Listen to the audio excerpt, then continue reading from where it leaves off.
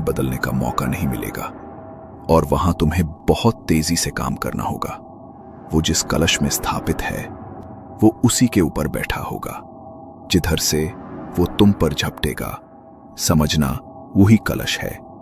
हमें पहले उसे उस जगह से हटाना होगा, तभी वो कलश मिल पाएगा। ठीक है बाबा, मैं तैयार हूँ। मैंने सब सोच समझकर ही फैसला लिया है। मुझे बस अपने पापा को वापस लाना है। ठीक है, अब जो मैं कहता हूं उसे ध्यान से सुनो और वैसा ही करना। बाबा ने शीतल को हर छोटी बात समझाई। 2 दिन बाद अमावस्या की रात बाबा और शीतल उसके गांव पहुंच चुके थे। चारों ओर घना अंधेरा फैला हुआ था। दोनों एक पुराने पेड़ के पीछे छुपे थे। सामने से शीतल की मां अपने हाथ में एक थाली लिए आ रही थी। थाली काले कपड़े से ढकी हुई थी, राक्षस के लिए बलि का सामान। उन्होंने खंडहर का दरवाजा हल्के से खोला और वो थाली अंदर सरका दी, जैसे हर रोज करती थी। फिर चुपचाप लौट गई। अब तुम्हारी मां भी थाली रखकर चली गई है। जो होना था वो अब पूरा हो चुका है। आज की रात राक्षस को लगता है जैसे हर रात की तरह उसे फिर से एक बलि मिलेगी, पर उसे नहीं पता कि आज वो अंतिम बलि होने वाली है। अब यहाँ हमारी क्रिया के समय कोई बीच में नहीं आएगा, न मानव न कोई और शक्ति। चलो बेटी, अब समय आ गया है। हमें चलना होगा और वो करना होगा जो इस संसार में कोई नहीं कर पाया। शीतल बाबा के साथ धीरे धीरे आगे बढ़ी। दरवाजा खोलते वक्त एक पल के लिए उसके हाथ कांप उठे, लेकिन अगले ही पल उसने आंखें बंद की, गहरी सांस ली और हिम्मत जुटाकर दरवाजा खोल दिया। वो बाबा के साथ अंदर दाखिल हुई ही थी कि तभी खंडहर में किसी के गुर्राने की आवाज गूंजी। इससे पहले कि वो समझ पाती आवाज किस तरफ से आ रही है, अगर एक ताकत उसकी ओर झपटी। उसी पल बाबा ने जोर से शीतल को धक्का देकर दूर फेंक दिया। बाबा ने अपनी सारी सिद्धियां और शक्तियां झोंक दी उस राक्षस को काबू करने में। जल्दी करो बेटी, वो कलश अभी नहीं मिला तो सब खत्म हो जाएगा। अगर वो राक्षस जाग गया तो हम उसे रोक नहीं पाएंगे।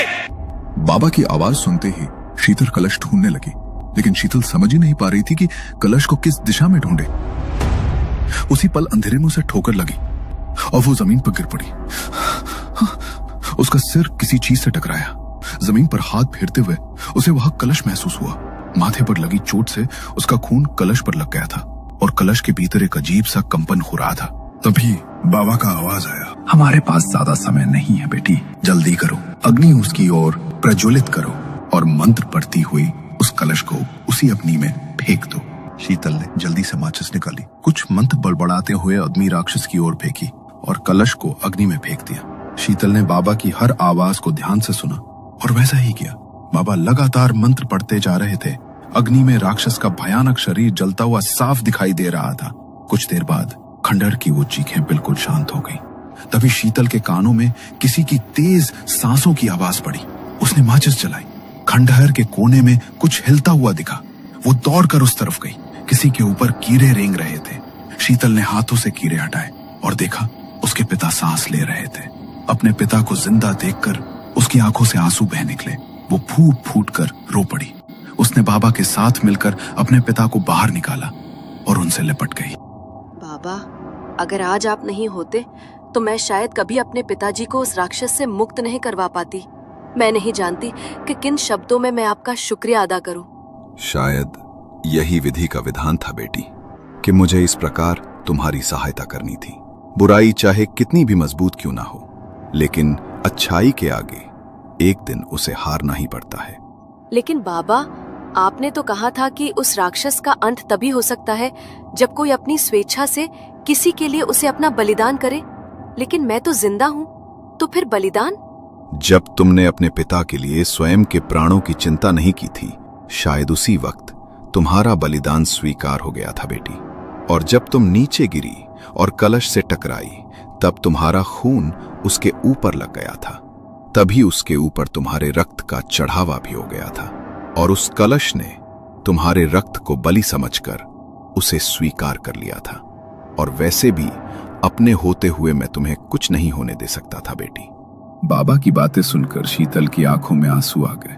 उसने बाबा के सामने हाथ जोड़कर उनका बहुत बहुत धन्यवाद किया और पूरे 5 साल बाद अपने पिता को लेकर वो घर पहुंची। उन्हें देखकर सबकी आंखें नम हो गई थी।